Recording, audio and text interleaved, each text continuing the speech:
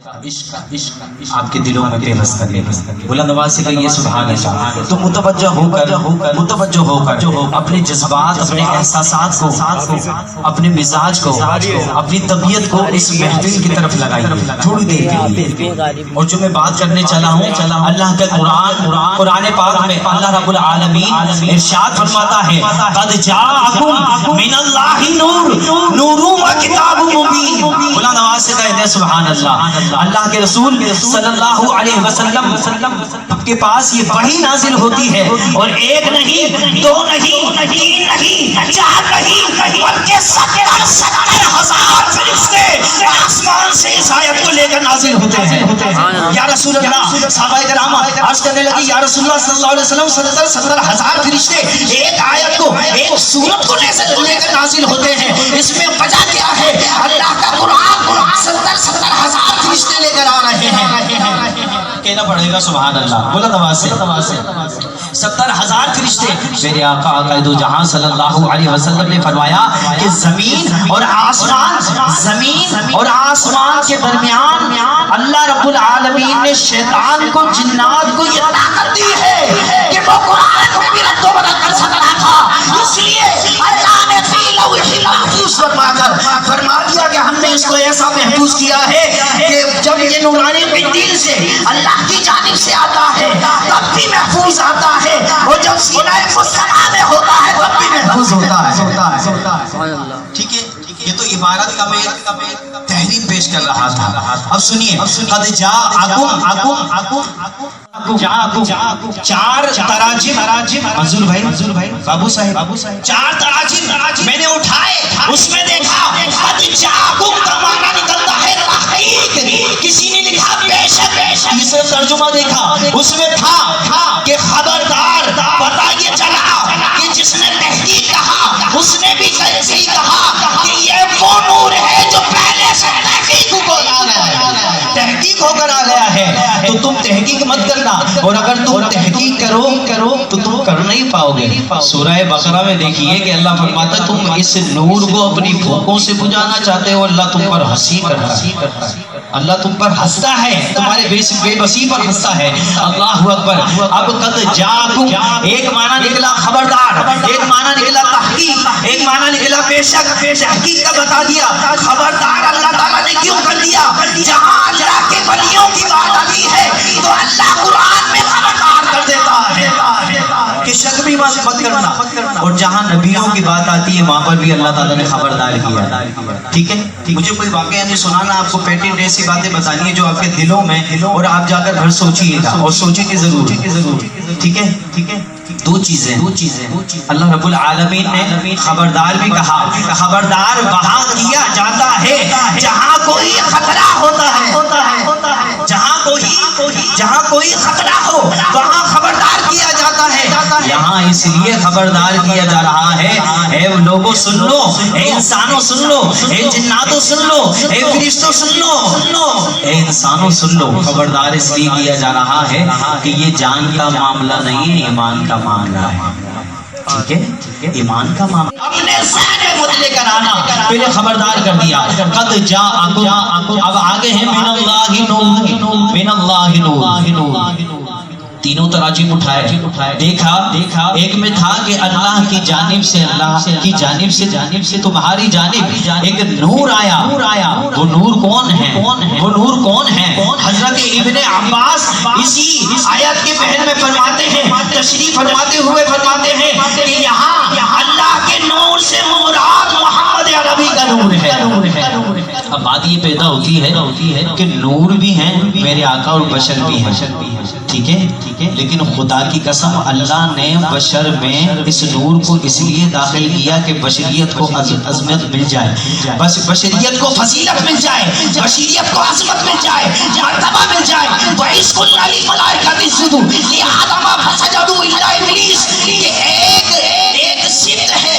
ایک صفت ہے، ایک ذات ہے، اس کا نام آدم ہے. آدم کس سے بنے ہیں؟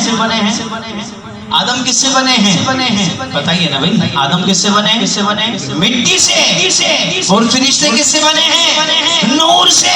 قرآن کہتا ہے کہ ہم نے آدم کے سامنے یعنی اشرف المخلوقات کے سامنے نا بھائی سجدہ کیا وَإِذْ قُلْنَا لِلْمَلَائِكَةِ اسْجُدُوا لِآدَمَ فَسَجَدُوا إِلَّا إِبْلِيسَ۔ قرآن کیا کہتا ہے سنیے۔ اب بات یہ آ جاتی ہے، ایک ہے ذاتی نور، ایک ہے صفاتی نور، ایک ہے باطنی نور، اور ایک ہے اللہ کا ظاہری نور۔ آدم سے لے کر عیسیٰ تک جتنے بھی نبی آئے اللہ نے سب کو ظاہری نور دیا، صفاتی نور دیا، باطنی نور دیا، لیکن جب بات آئی عمران بھائی میرے محمد عربی کی تو اللہ نے اپنا ظاہری نور بھی عطا فرمایا، باطنی نور بھی عطا فرمایا، اپنا ذاتی نور بھی، صفاتی نور بھی، باطنی نور بھی، چاروں نور اللہ نے اس مجسمے میں منتقل کر دیے۔ لیکن دو چیزیں اپنے پاس رکھی جو کسی نبی کو نہیں دی، دو چیزیں اپنے پاس رکھی ہیں جو کسی نبی کو نہیں ملی۔ پتہ ہے کیا ہے؟ اللہ رب العالمین نے سورہ بقرہ پڑھی، اللہ رب العالمین نے فرمایا اے محبوب تم ہدایت کے ذمہ دار نہیں، تم ہدایت کے ذمہ دار نہیں، تم خوشخبری دینے والے ہو، تم ڈر سنانے والے ہو، تم جنت کا پتہ بتانے والے ہو، تم سنتیں سکھانے والے ہو۔ اے نبی ہم نے کسی بھی نبی کو دو چیزیں نہیں دی، وہ کیا ہے؟ ایک ہے اللہ کا قرآن خود کہہ رہا ہے، ایک ہدایت اللہ نے اپنے پاس رکھی ہے، اور دوسری عقل جو اللہ نے اپنے پاس رکھی ہے۔ یہ دو چیزیں ایسی ہیں، ہدایت اور عقل، یہ اللہ نے اپنے پاس رکھی ہے۔ لیکن بات یہ ہے کہ جتنے بھی نبی آئے ہدایت لے کر آئے، میرے نبی خود ہدایت کا سراپا بن کر آئے۔ جتنے نبی آئے ہدایت لے کر، لیکن میرے آقا سراپا ہدایت بن کر آئے۔ اگر نور کہیں تو نور علی نور کہیں، اور اگر بشر کہیں تو پھر سید البشر کہیں۔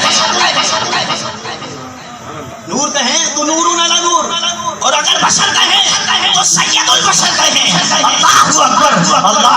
پتہ یہ چلا کہ اس نور کو بشر یعنی بشری لبادے میں ڈالنے کی وجہ یہ تھی کہ قیامت تک کے جتنے بھی آنے والے انسان ہیں سب مقدس ہو جائیں، اس لیے نور ڈالا گیا۔ اللہ اکبر۔ یہ نور کی ڈیفینیشن مکمل ہو پایا۔ ٹھیک ہے، صرف 7 منٹ رہ چکے ہیں اور مجھے سمیٹنا ہے۔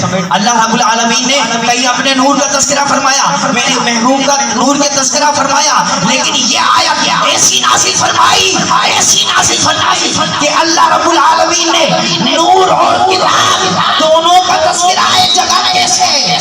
اللہ اکبر۔ مجھے بیٹھنا پڑے گا، لیکن آپ کے جذبات کو ابھارنے کے لیے شاید مجھے اپنے جذبات کنورٹ کرنے پڑیں گے آپ کے اندر، جب جا کے جذبات ابھریں گے۔ لیکن حضور کا عشق جس میں ہوتا ہے نا، وہ جذبات خود ہی آ جاتے ہیں۔ بلند آواز سے کہیے سبحان اللہ۔ نور اور کتاب، وجہ کیا ہے؟ نور سمجھ میں آ گیا، ذاتی نور، ظاہری نور، صفاتی نور، باطنی نور، چاروں نور اللہ نے عطا فرمایا۔ ٹھیک ہے، اب یہاں نور کتاب دونوں کا تذکرہ یا اللہ کیوں فرمایا کہ یہ وہ کتاب ہے۔ دیکھیے الجبرا پڑھنے کے لیے الجبرا کا پروفیسر لانا پڑے گا، اردو سکھانے کے لیے اردو کا ٹیچر لانا پڑے گا، انگلش سکھانے کے لیے انگلش کا ٹیچر لانا پڑے گا، اور اسلامیات پڑھانے کے لیے کسی عالم کو، کسی مدثر کو، کسی مؤذن کو، امام کو بلانا پڑے گا۔ اللہ اکبر۔ اللہ کا رسول صلی اللہ علیہ وسلم پر یہ آیت اس لیے نازل ہوئی ہے کہ نور اور کتاب سے مراد یہی ہے کہ اللہ کا یہ وہ نور ہے کہ یہ کتاب کوئی عام کتاب نہیں، اسے پڑھانے کے لیے، اس قرآن کو سمجھانے کے لیے، اسے ٹیچ کرنے کے لیے محمد مصطفیٰ کو بھیجا۔ تو نور اور کتاب دونوں سمجھ میں آ گیا معاملہ کہ یہ نور اصل میں استاد ہیں، اس قرآن کو پڑھانے والے، سمجھانے والے، یہ دونوں بات سمجھ میں آ گئے۔ اب آخری پہلو پر جا رہا ہوں، ایکم احسن عملا۔ اب اللہ کے نور کو بھی سمجھ لیا، قرآن پاک کو بھی سمجھ لیا، یہ قرآن کیوں اترا، نور کیوں آیا۔ ٹھیک ہے، اب نور نے قرآن کی تعلیم دی ہے کہ الذی خلق الموت والحیات لیبلوکم ایکم احسن عملا، کہ اے لوگوں سن لو، اس میں ہندو، سکھ، عیسائی، مسلمان تمام لوگ اس آیت کے اندر اللہ نے قید کر دیے ہیں کہ اے لوگوں سن لو کیا سن لو، اللہ رب العالمین کا قرآن فرماتا ہے کہ ہم نے تمہیں زندگی اور موت صرف پریکشا کے لیے دی ہے. یا اللہ کیسی آزمائش، کیسی پریکشا. تو حضرت علی کی بارگاہ میں جب کوئی آیا تو پوچھنے لگا، عرض کرنے لگا کہ اے امیر المومنین مجھے بتائیے کہ میرے جو معاملات ہیں ان میں خرابیاں پیدا ہو جاتی ہیں، کوئی بھی کام خراب ہو جاتا ہے یا میں گناہ کر بیٹھتا ہوں یا جو بھی معاملہ ہوتا ہے مجھے کیسے پتہ چلے کہ یہ آزمائش ہے یا عذاب ہے؟ فرمایا کہ جب تم اللہ کے قریب جانے لگو نا تو سمجھ لینا یہی آزمائش ہے، اور جب تم اللہ کے قریب نہ جاؤ اپنے جذبات میں غصے میں آ جاؤ تو سمجھ لینا یہی عذاب ہے اور ختم نہیں ہوگا جب تک اللہ کے قریب نہیں آؤ گے.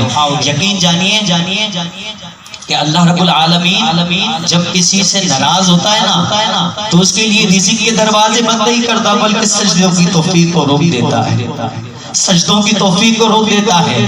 کسی کے پاس گاڑی ہے، بنگلہ ہے، بینک ہے، اکاؤنٹ ہے، سب کچھ ہے، لیکن خدا کی قسم اگر وہ نماز میں نہیں ہے اس ہاتھ پکڑ کر کے نہ تو خالی نفع ہے اور کچھ نہیں ہے. کیونکہ اگر نماز نہیں تو اللہ کا قرآن کیا کہہ رہا ہے؟ 720 مقامات پر نماز کا حکم آیا.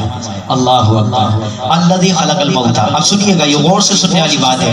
6 کیٹیگریز کے اندر انسان تقسیم ہو گیا. اب ٹھیک ہے 6 باتوں کو میں مختصر کر کے 4 منٹ میں ختم کرتا ہوں کہ اللہ کا قرآن کہتا ہے کہ ہم نے تمہیں زندگی اور موت کس لیے دی ہے. آپ ڈاکٹر کے پاس جاتے ہیں، حکیم کے پاس جاتے ہیں، آپ جس جگہ پر جاتے ہیں مدد لینے کے جاتے ہیں، مدد لینے کے لیے جاتے ہیں. ایسا ہی ہے نا. سنیے اللہ رب العالمین کا قرآن کہتا ہے کہ ہم نے زندگی اور موت تمہیں آزمائش کے لیے کی ہے. یا اللہ کیسی آزمائش؟ فرمایا وَلَنَبْلُوَنَّكُم بِشَيْءٍ مِّنَ الْخَوْفِ وَالْجُوعِ وَنَقْصٍ مِّنَ الْأَمْوَالِ وَالْأَنفُسِ وَالثَّمَرَاتِ وَبَشِّرِ الصَّابِرِينَ کہ ہم تمہیں آزمائیں گے. کسی کو اولاد دے کر، اولاد سے پریشان ہے لوگ، اولاد دے کر آزماؤں گا. فرمایا کہ بچے دے کر، خوبصورت بیوی جس کے پاس ہے وہ بھی آزمائش کا شکار ہے. ٹھیک ہے اب آگے چلیے کہ 6 چیزوں میں اللہ رب العالمین نے پھر سمجھانے کے لیے 6 چیزوں میں اللہ کا رب العالمین نے فرمایا کہ میں جس سے دین کا کام لینا چاہوں اسے علم عطا فرماتا ہوں. یہ نہیں فرمایا اسے مدرسہ دیتا ہوں، استاد دیتا ہوں، ادارہ دیتا ہوں، تنظیم دیتا ہوں. نہیں فرمایا کہ جسے علم عطا فرماتا ہوں اس سے دین کا کام لیتا ہوں. بلند آواز سے بھائی 6 کیٹیگری. پہلی کیٹیگری آپ یاد رکھیے گے، پہلے کیا ہے؟ جس سے دین کا کام لینا چاہتا ہوں اسے کیا علم عطا فرماتا ہوں. دوسری کیٹیگری کہ جس سے میں محبت کرتا ہوں اسے ہدایت عطا فرماتا ہوں. پتہ یہ چلا باپو کہ علم الگ ہے، ہدایت الگ ہے. بہت سارے علم والے ہدایت پر نہیں گئے اور جو ہدایت پر ہیں انہیں کہتے ہیں کہ بابا بھلے شاہ ہے.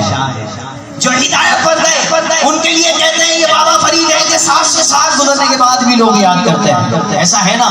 تیسری کیٹیگری علم والے ہو گئے، ہدایت والے. قسم صرف عشق مصطفیٰ کی وجہ سے جنت میں جائے. کیا بات ہے؟ کیونکہ وہ ان پڑھ تھا، اس کو ماحول نہیں ملا، تعلیم نہیں ملی، تربیت نہیں ملی، وہ اثر نہیں ملی، وہ آگاہی نہیں ملی، وہ تجربہ نہیں کر سکا، وہ تحقیق تک نہیں پہنچ سکا. بس حضور کا عشق لے کر وہ جب کرنے گیا تو اللہ اکبر. میرے آقا نے فرمایا یہ تو میرا غلام ہے کہ زمین میلی نہیں ہوتی، زمن میلا نہیں ہوتا، محمد کے غلاموں کا کفن میلا نہیں ہوتا. تو یاد رکھیے گا ظاہری عشق، ظاہری نور، باطنی نور، ٹھیک ہے، غیبی نور، صفاتی نور، یہ اللہ رب العالمین نے میرے آقا کو عطا فرمایا. 6 کیٹیگری میں ہم سب ہیں. علم ہے، علم والے، ہدایت والے، عقل والے، عمل والے. 2 چیزیں خاص طور پر یاد رکھیے کہ اخلاص کے بغیر پتہ قربانی بھی نہیں ہوتی. 1 لاکھ کا لائن جانور اور ذبح کر رہے ہیں دکھانے کے لیے 70% لوگوں میں یہ ہے. تو اخلاص گیا تو قربانی تو گئی نا. آپ کا پیسہ کس کام کا؟ اللہ ہم سب کو عمل کی توفیق عطا فرمائے. آمین آمین سبحان.